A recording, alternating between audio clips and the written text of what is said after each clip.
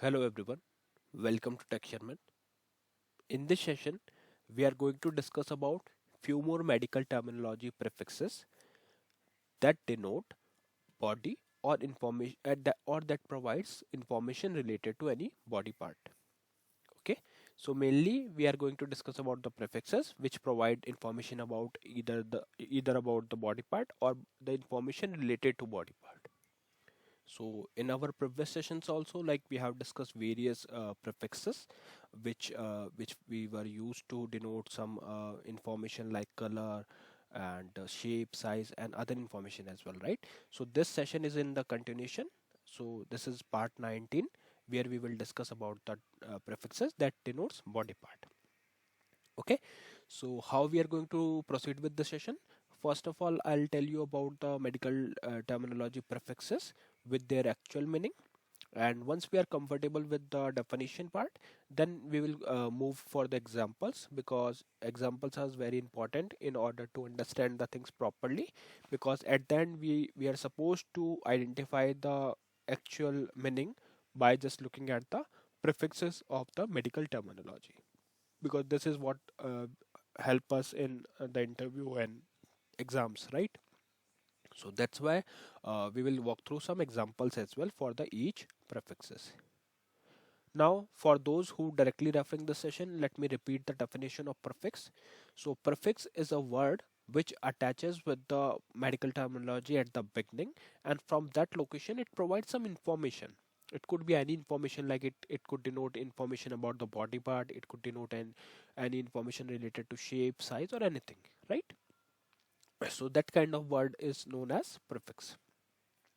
Although medical terminology is composed of various things, we discussed that, right, in one of our session.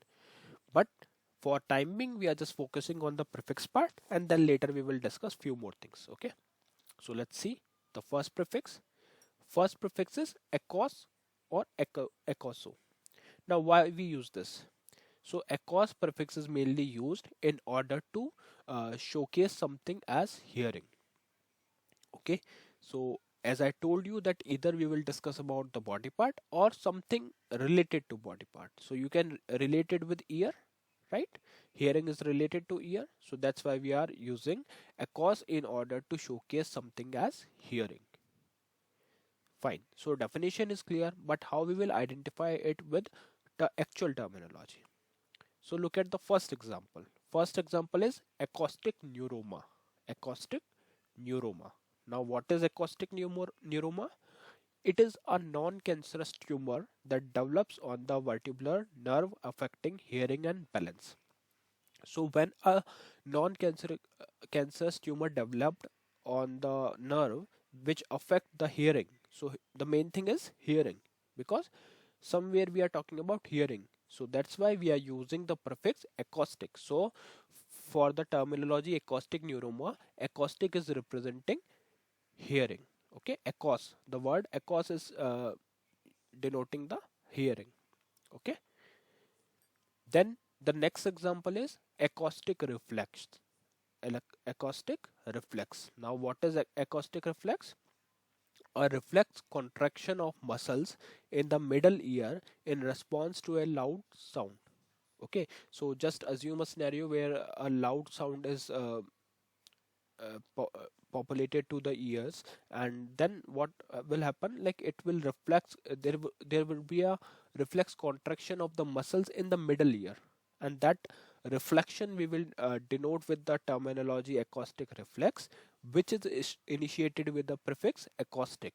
Again it is used to denote the information related to hearing. Okay, the next example is acoustic nerve. Now what is acoustic nerve? The eighth cranial nerve responsible for transmitting auditory information from the ear to the brain. Okay, so just assume there are some auditory information that could be anything, right? Any sound coming to the ear. Then there is one cranial nerve, right? That which is responsible for transmitting that information, audio information, from ear to brain. So this type of nerve we will denote with the help of medical terminology acoustic nerve, which is started with the acous, and acous is used in order to denote something as hearing. So again we are talking about hearing, that's why we are using Acous. Now in the next example, acoustic stimulation, again we are talking about the sound, or you can say hearing, the use of sound to provoke a response or activity. Sorry, the use of sound to provoke a response or activity.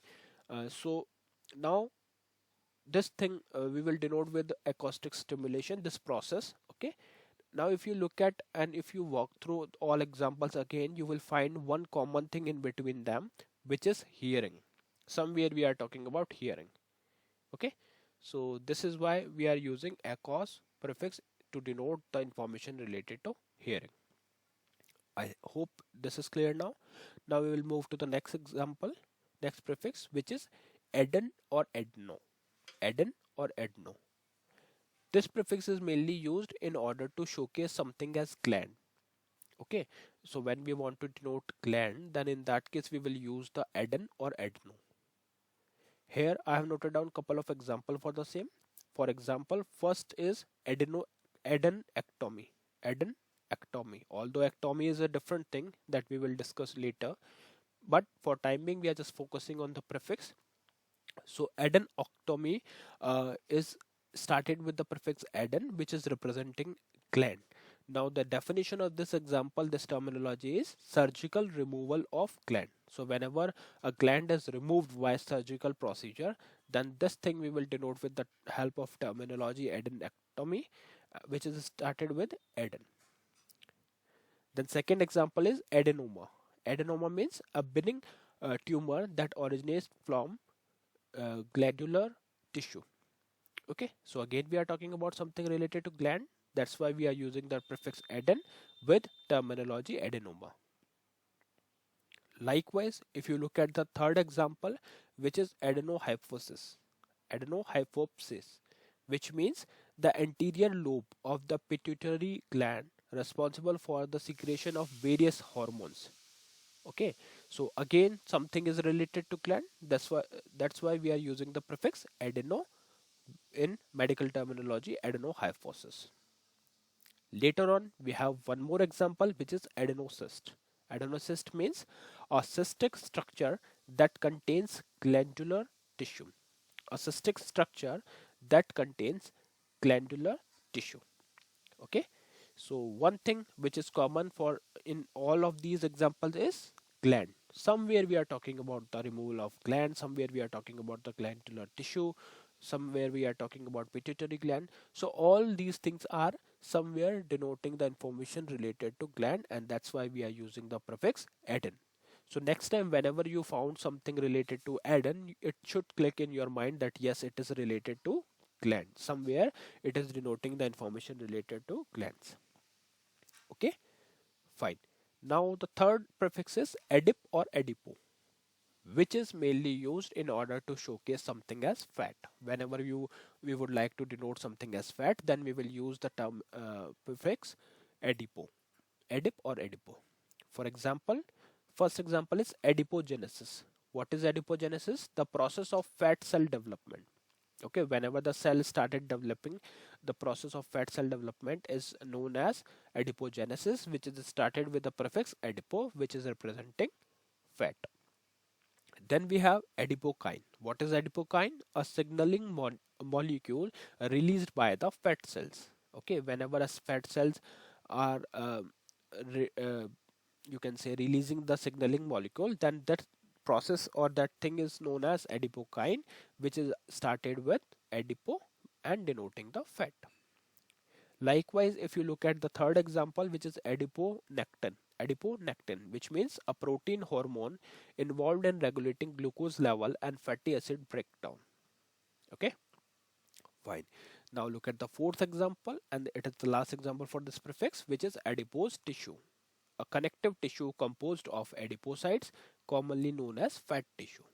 So now simply you can look at all these examples. One thing is common, which is fat. So whenever we are discussing related to fat, we will use the prefix adip or adipo.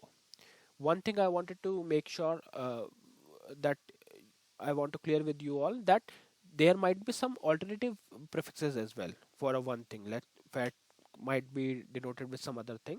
That's an exception case, right? So just study more and more about the prefixes, and once you practice like in the same manner, first understand the meaning of prefix and also read out various examples. That's why I'm covering all these examples, because it will help you to easily identify the actual meaning of the terminology while answering on the interview question or exam. Okay, so yeah, these are the some examples for today. And the question for today is, what information is provided by the prefix leuco or melano? I hope you know the answer, and I request you to put and share your knowledge in the comment section so that others can take a reference from it. And if you have any issues in this question, then you can refer the previous session, because there we have already discussed this in complete detail. Okay, so yeah, that's all for today. In the next session, we will discuss few more things. So thank you for watching Tech Sharmit.